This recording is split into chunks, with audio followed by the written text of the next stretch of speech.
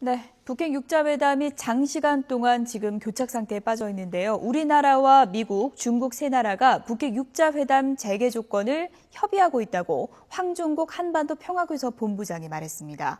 황 본부장은 또 최근에 북한과 일본이 납북자 문제 등의 합의를 이룬 데 대해서 한국과 미국이 평가하는 기회를 갖게 될 것이라고 말했습니다. 워싱턴에서 왕선택 특파원입니다. 육자회담 우리 정부 수석 대표인 황준국 한반도 평화교섭 본부장이 미국과 북핵 문제를 협의하기 위해 미국을 방문했습니다. 황 본부장은 미국에 도착한 뒤 공항에서 기자들을 만나 한국과 미국, 중국 세 나라가 육자회담 재개와 관련해 적절한 조건을 협의 중이라고 밝혔습니다.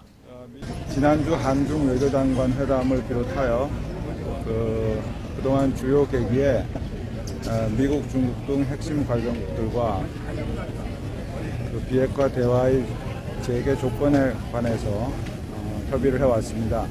그 연장선상에서 미국과 심도 있는 협의를 하고자 합니다.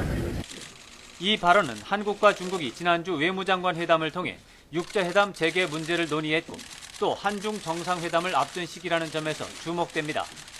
중국은 그동안 한국과 미국에 대해 육자회담 재개를 적극 주장해왔고 한미 양국은 북한이 비핵화에 대한 의지를 먼저 보여줘야 한다면서 견해 차이를 보여왔습니다. 황 본부장 발언은 중국 입장에서는 사전 조치가 필요하다는 점에 어느 정도 동의가 됐고 우리 정부 입장에서는 사전 조치 수준을 다소 완화하는 선에서 절충안을 찾고 있음을 시사한 것으로 풀이됩니다.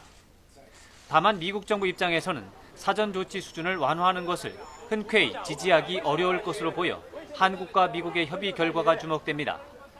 오바마 미 행정부는 북한이 229 합의 이후 미국을 기만했고 북한이 오바마 대통령에 대해 과도할 정도로 욕설을 했기 때문에 비핵화에 대한 의지를 사전에 확인하지 않을 경우 대화는 무의미하다는 입장이 확고한 상황입니다. 여기에 일본이 최근 북한과 납치자 문제에 대해 합의하면서 상황 진전에 따라 대북 제재를 해제하기로 약속한 부분도 우리 정부의 북핵 문제 대응을 어렵게 할 가능성이 큽니다. 워싱턴에서 YTN 왕선택입니다.